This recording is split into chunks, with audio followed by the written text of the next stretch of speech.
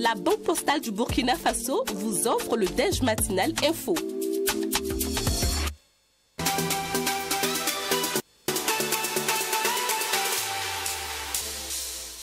Aujourd'hui, le Déj Info reçoit pour vous Aristide Tarnagda, qui est le directeur artistique des Récréatrales. Avec lui, nous parlerons de la contribution de la culture face aux défis du Burkina qu'a des Récréatrales. Bonjour et bienvenue. Bonjour et merci à vous de me recevoir. Première question, comment se porte la culture burkinabé selon vous, malgré toutes les difficultés que ce pays rencontre? Je pense qu'elle se porte très bien, qu'elle essaie d'apporter sa pierre justement à l'édification de notre nation, qu'elle essaie de réenchanter ce pays, cette nation, de la réoxygéner, parce que c'est ça la culture, c'est cette chose-là qui permet à un peuple, à une nation, de se relever, de toujours tenir face. Alors, on sait que nous sommes dans un contexte où il est question de résilience et de cohésion sociale. Quelle est l'importance de la culture dans ce cadre-là? Mais c'est peut-être parce que les autres années, la culture a été négligée que nous en sommes là. Donc, il est grand temps de comprendre que aujourd'hui, plus qu'hier, plus que jamais, il faut que la culture soit mise au devant de tout pour pouvoir justement ressouder les liens, retisser les liens, refabriquer du sens pour les femmes et les hommes de ce pays, et je crois que c'est ce que les acteurs, tous les acteurs culturels essaient de faire en ce moment, et même depuis que ce pays est plongé dans cette nuit. Quand vous dites que peut-être que les autres années la culture n'avait pas été mise en avant, qu'est-ce que ça sous-entend exactement? Est-ce qu'il n'y a pas eu assez d'activités culturelles? Est-ce que les acteurs culturels n'ont pas mis au premier plan des choses en termes de sensibilisation et d'éducation des populations? C'est quoi exactement? Non, je crois que les acteurs culturels fournissent beaucoup d'efforts et fécondent leur imaginaire afin d'essayer de faire leur travail, d'apporter leur contribution. Mais c'est au niveau national, au niveau étatique que les accompagnements peinent en fait, qu'on prenne à réaliser, à prendre pleinement conscience de la nécessité de mettre la culture au cœur de toutes les actions. La culture, c'est cette chose sans laquelle un peuple ne peut que sombrer, en fait. Et donc, tous les espaces culturels, mais je parle du cinéma, je parle de la danse, je parle de la musique, je parle de la peinture, tout de façon générale, on peine en fait à être pleinement reconnu et à avoir les moyens qu'il faut pour exercer notre rôle en fait. Et c'est pour cela que je dis que peut-être c'est parce que les autres, et quand je dis les autres années, je ne parle pas d'aujourd'hui, je parle d'il y a 20, 30 ans, voire plus, que la culture a toujours été une option, vue comme une option et non une nécessité. À qui incombe cette responsabilité? Est-ce que c'est aux acteurs culturels eux-mêmes qui se devaient d'interpeller pour se faire entendre, ou il s'agissait de l'autorité à l'époque qui se devait aussi de prendre les leviers et mettre la culture au premier plan? Les deux. Je crois que c'est une incompréhension. Je crois que la plupart de nos élites politiques ont intégré un discours, un laïus produit par le colonisateur d'hier, qui nous résume au boire et au manger. Ne serait-ce que dans les programmes de campagne, on a toujours eu un pan pour la culture. Enfin, ce que vous appelez culture, je ne pense pas qu'on comprenne la même chose en fait. Elle ne peut pas se réduire à l'événementiel. La culture doit être au cœur et dans le quotidien des peuples, des nations. À l'école, par exemple, quelle est la place de la culture à l'école? Quelle est la place de la culture dans nos administrations? Quelle est la place de la culture au quotidien, dans la vie, mais même dans les programmes de télé, à la radio? Quelle place véritable on lui donne? Combien d'enfants burkinabés voient des pièces de théâtre, voient des films de Burkina ou pas, ont accès à des livres des Burkinabés ou pas. Donc toute la question est là. Je pense qu'il faut sortir en fait faut pas réduire la culture à l'événementiel. Des événements qui se font, qui sont parsemés par l'année, et puis tout le long de l'année, les gens n'ont pas de source en fait pour se réinventer. Parce que c'est ça la culture, c'est une source permanente vers laquelle on va toujours étancher sa soif.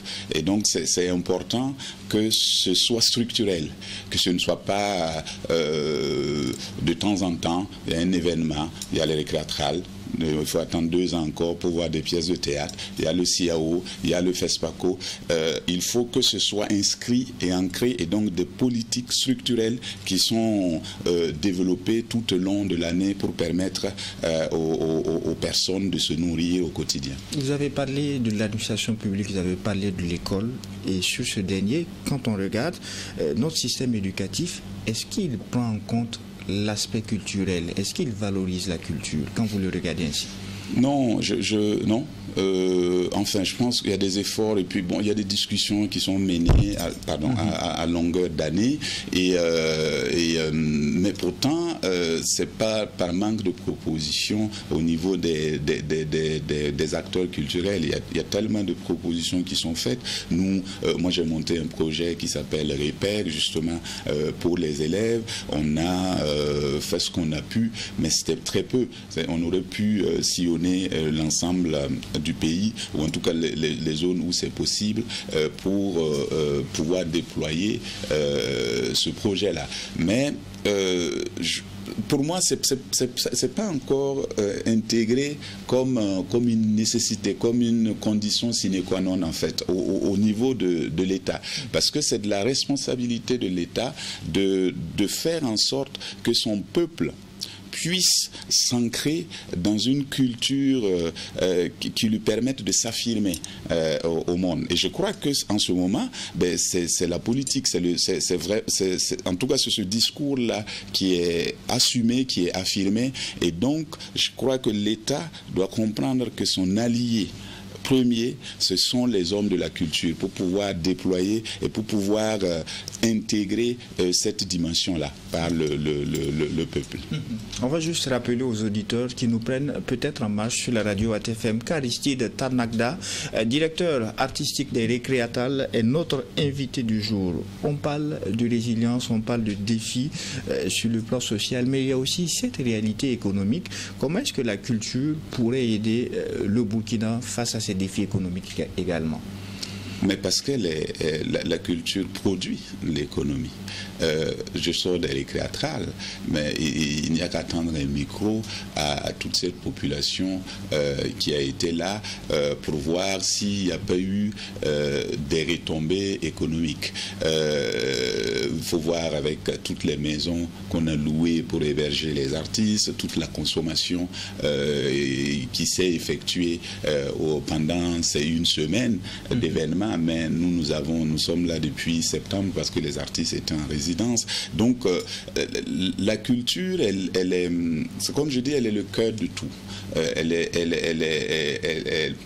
Elle génère des revenus économiques, pardon.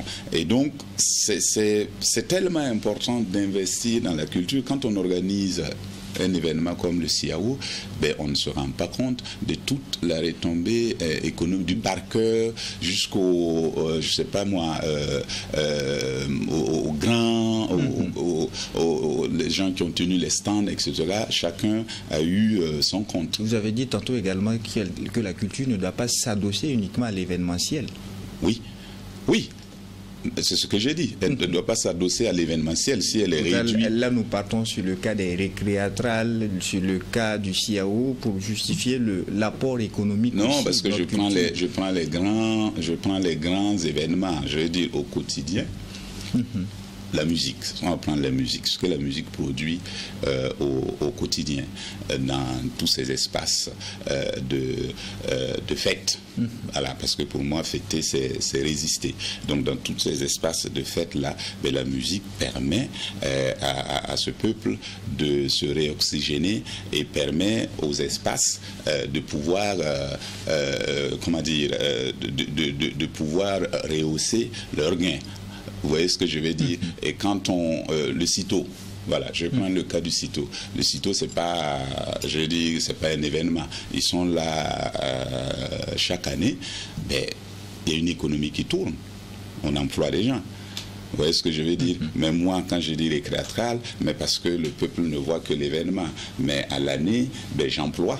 J'emploie des gens, j'emploie des scénographes, j'emploie des gardiens, j'emploie des administrateurs, j'emploie des communicateurs. Enfin, au début et à la fin, on produit. On produit et on génère de l'argent. Donc la culture a aussi beaucoup apporté sur le plan économique.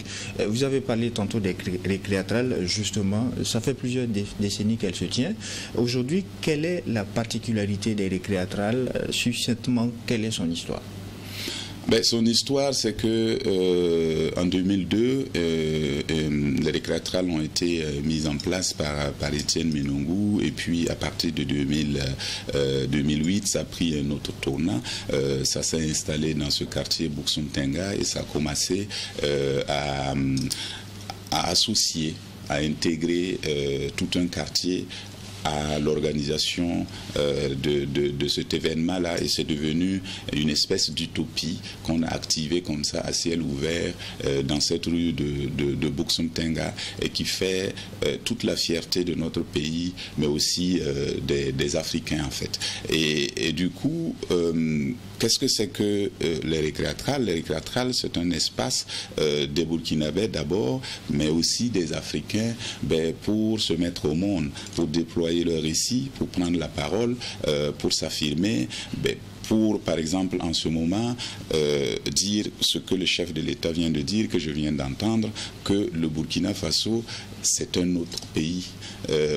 C'est pas le pays qu'on entend dans les radios. En tout cas, c'est un pays où les hommes et les femmes refusent de sombrer, refusent de tomber dans le précipice. Il y a la résilience. Dire cela, ça ne veut pas dire que tout est rose, mais ça veut dire que, en tout cas, nous sommes un peuple toujours debout, nous sommes un peuple qui essaie de prendre toujours son destin en main. Alors, la 13e édition vient donc de s'achever. Est-ce que, en termes d'organisation, est-ce que le bilan il est satisfaisant pour vous? Plus que satisfaisant. Pourquoi? Parce que nous avons tenu cette 13e édition dans des conditions extrêmement difficiles. Ça fait 5 à 6 éditions que je dirige. J'ai jamais eu autant de difficultés, mon équipe et moi, pour tenir une édition. Et au regard de l'accueil, de la qualité des spectacles, de la qualité du public qui s'est déployé sur notre site, et de la beauté que nous avons déployée, toute la reconnaissance qui nous a été témoignée, nous sommes plus que satisfaits du bilan. Alors, nous venons de sortir des récréatrales, nous venons de sortir également du CIAO. Tout à l'heure, on parlait des défis économiques, on a parlé des défis liés à l'éducation. Qu'est-ce que la culture pourrait permettre d'apporter? Mais il y a aussi cet aspect spécifique lié à la sécurité. Comment est-ce qu'on peut utiliser ce genre d'événementiel, ou en général, comment est-ce qu'on peut utiliser la culture pour permettre de galvaniser non seulement nos hommes qui sont au front, mais aussi ces populations dans leur résilience? On le fait déjà. J'ai vu Kaya Oto qui a sorti son dernier titre et tout le monde chante. Et je pense que quand les soldats ou les VDP écoutent ça au front, ça leur donne ce supplément d'âme. En fait, la culture produit du sens. Et c'est en étant pleinement conscient, en étant rempli de sens, conscient de la valeur de votre terre, de la valeur de vos compatriotes, que vous allez vous donner, que le sens de sacrifice naît en vous, que le don de soi naît en vous. Et sans cette culture-là qui produit ces valeurs, cela n'est pas possible. On aura l'impression que les hommes ne veulent pas se donner ou ne veulent pas se sacrifier, mais c'est parce qu'en eux, il y a un vide. Ils ne savent pas pourquoi. De façon viscérale, de façon intime, ils ne savent pas pourquoi ils doivent se battre. Or, c'est la culture qui produit cela. Voyez-vous, et c'est pas nouveau. C'est parce que nous avons rompu avec ça. Quand nous étions dans nos villages et qu'il y avait, les hommes devaient se surpasser. C'est de ça qu'il s'agit. Combattre, c'est se surpasser. Dans les champs, pour cultiver des hectares et des hectares, en tout cas de grandes superficies, ben on faisait appel aux poètes, on faisait appel à la culture. Et c'est grâce à cette culture-là, à ces poètes qui sont là pour chanter l'effort, pour louer les hommes et les femmes, pour les inviter à se surpasser, ben que les hommes devenaient des espèces de machines qui terrassaient des hectares de champs, et sans sentir cela comme un fardeau, comme un poids, avec le sourire, avec plaisir, avec la joie. C'est pareil. Il est important que nous, hommes de la culture, nous soyons aux côtés de ces forces de sécurité, parce que c'est nous qui allons, et c'est ça notre devoir, c'est de leur insuffler ce supplément d'âme-là qui leur permettra d'affronter n'importe quelle adversité. Dans le cas précis des récréatrales, est-ce que nous avons eu peut-être droit à des pièces de théâtre qui ont justement galvanisé dans ce sens-là par rapport aux défis sécuritaires et tout? Tout à fait. Le projet TUDI PDI que nous avons monté avec une cinquantaine de personnes déplacées, ben c'était pour justement ouvrir cette fenêtre-là autour de toutes ces questions.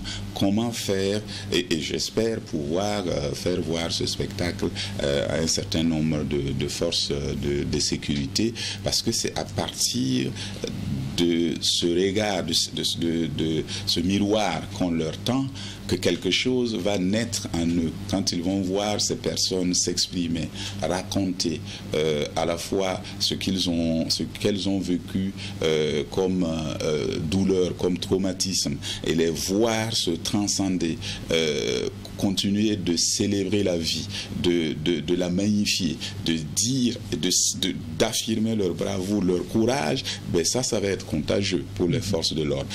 Ils comprendront de façon sensible, de façon concrète, pourquoi ils doivent, coûte que coûte, tenir, parce qu'ils tiennent pour leur mère, pour leur père, pour leur soeur, pour leurs frères. Et ça, parfois, les discours ne suffisent pas. C'est par les canaux artistiques, parce que les choses sont comprises de façon sensible et ça passe beaucoup plus facilement. Nonobstant les leviers politiques ou étatiques qu'il faut actionner pour mettre la culture à un certain niveau, quelle est aussi ou quelles sont les difficultés que le monde culturel rencontre à côté, en attendant que ces leviers-là puissent être actionnés et la placer au niveau où elle se doit d'être? Il n'y a pas que les politiques, il y a même nous, comment on s'organise, comment on prend pleinement conscience de notre responsabilité. Donc même au niveau des acteurs culturels, oui, et surtout même au niveau des acteurs culturels, je pense qu'il y a un problème.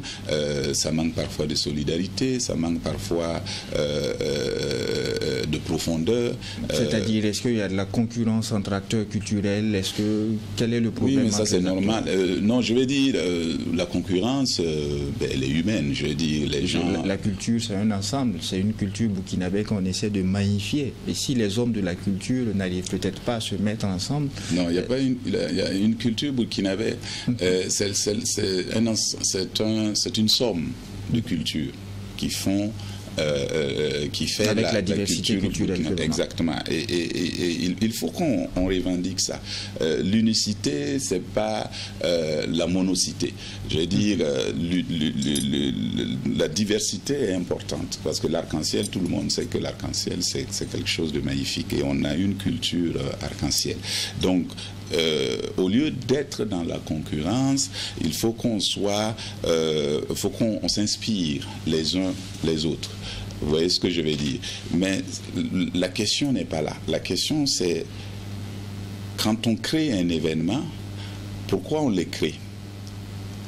Est-ce que ce qu'on crée n'existe pas déjà? Est-ce que nous ne compliquons pas la vie des fois aux politiques qui reçoivent une pléthore de demandes et qui finalement ne savent plus quoi faire? Parce que chacun dit je suis burkinabé au même titre qu'eux, et facilement l'homme politique, on le sait, hein, voilà, il veut la popularité et parfois ça manque de courage pour prendre les vraies décisions, donc il saupoudre. Et finalement, il n'y a rien qui se construit, il n'y a rien qui s'enracine fondamentalement pour pouvoir, comme un baobab, être majestueux. Vous voyez ce que je veux dire? Donc, il est de la responsabilité des acteurs culturels que nous sommes, de nous organiser de façon efficiente, de façon responsable, de tisser des chaînes de valeur qui nous permettront tous d'exister et d'avoir des locomotives qui vont entraîner les autres et faire en sorte que les autres puissent aussi naître et grandir. On ne va pas demander à l'État de s'occuper de... Ouais, voilà. Et donc, pour moi, il y a cette responsabilité des artistes, mais il y a aussi la responsabilité de l'État de comprendre qu'un État doit à un moment donné être courageux et affirmer ce qui est fondamental pour lui et ne pas chercher à satisfaire tout le monde et à ramener, à niveler par le bas en fait. Parce que des fois on a cette impression qu'on cherche toujours à niveler par le bas parce que, vous voyez les REMA, c'est quelque chose de magnifique et comment dire, qui font rayonner notre pays et qui drainent du monde dans ce pays. Donc on ne va pas aller dire, bon, examiner le dossier des REMA au même titre qu'un petit festival d'un quartier. Vous voyez ce que je veux dire? On donnera peut-être les moyens aux REMA pour nourrir, pour faire grandir ce festival-là en question. Alors là, il y a vraiment beaucoup de difficultés, ne serait-ce que non seulement les leviers politiques, mais entre acteurs culturels, il y a aussi des choses qui doivent être faites. Comment est-ce que déjà vous êtes organisé en dehors du ministère de la Culture qui essaie de faire un travail? Comment vous vous parliez? Bon, vous voyez, moi je viens de finir les récréatrales. Et j'ai essayé de faire en sorte que ce soit un espace très ouvert. Il y a eu chaque soir au moins 3 artistes qui se sont produits. Vous multipliez 3 par 8. On a fait appel aux plasticiens, on a fait appel naturellement au théâtre, et puis on a fait appel à la solidarité de l'ensemble des espaces théâtraux qui existent. Au sein du théâtre, en tout cas, ce que je sais de mieux, c'est qu'il y a une organisation efficiente. Il y a la FENATEP, ce sont les hommes et les femmes du théâtre qui se sont organisés, mais sur l'ensemble de la grande famille culturelle, là, c'est très flou pour moi. Voilà, donc, mais je sais en tout cas que nous, au théâtre, on est un exemple de ce que je vois et de ce que j'entends par rapport aux gens de la culture, qu'à la danse, ils sont un exemple. Quand vous voyez par exemple ce que Serge Aimé Coulibaly et Sali Hassanou font à Bobo Dioulasso et à Ouagadougou ici, c'est merveilleux, c'est magnifique. Je pense qu'on doit tous, à un moment donné, pour justement peser au niveau de l'État, s'asseoir et parler d'une seule et même voix. La culture, c'est un ensemble, on l'a dit, vous parlez uniquement du théâtre, de la danse et les autres pans. Entre autres, je parle de ce que je connais. Entre autres, je parle de ce que je connais le mieux. Je ne voudrais pas ici parler des choses que je ne connais pas. Quand vous prenez quand je prends le théâtre, il y a tout ce que vous dites.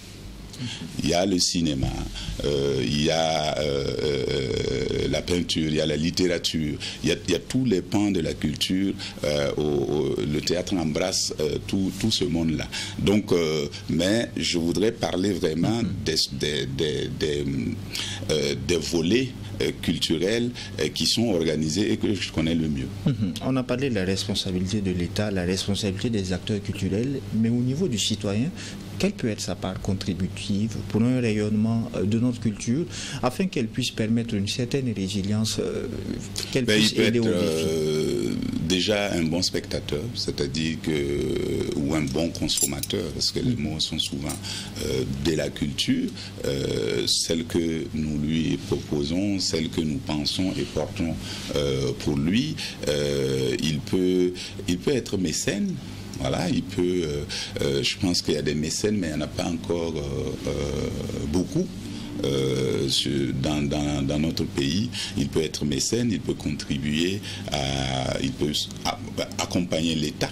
Voilà, et faire en sorte que l'État ait moins de responsabilités, surtout à une période où c'est très très compliqué pour l'État, parce que voilà, on a des défis qui sont plus essentiels entre guillemets parfois que de mettre l'argent sur un événement ou sur une manifestation culturelle. Donc il peut être un citoyen. Voilà, c'est-à-dire que participer à la culture, c'est faire preuve de citoyenneté en fait. Et je crois que du public, j'ai pas beaucoup de reproches à faire parce que le public, il est friand de nos produits culturels, mais c'est des fois que il y a la demande, mais il n'y a pas l'offre. Beaucoup disent aussi que le théâtre aujourd'hui est donné, offert à un public d'un certain standing. Est-ce que vous avez l'impression que le citoyen, de façon générale, il s'intéresse au théâtre, il s'intéresse à ces aspects culturels-là? Oui, oui. Moi, je vous dis, je viens de travailler avec une 50aine de personnes déplacées.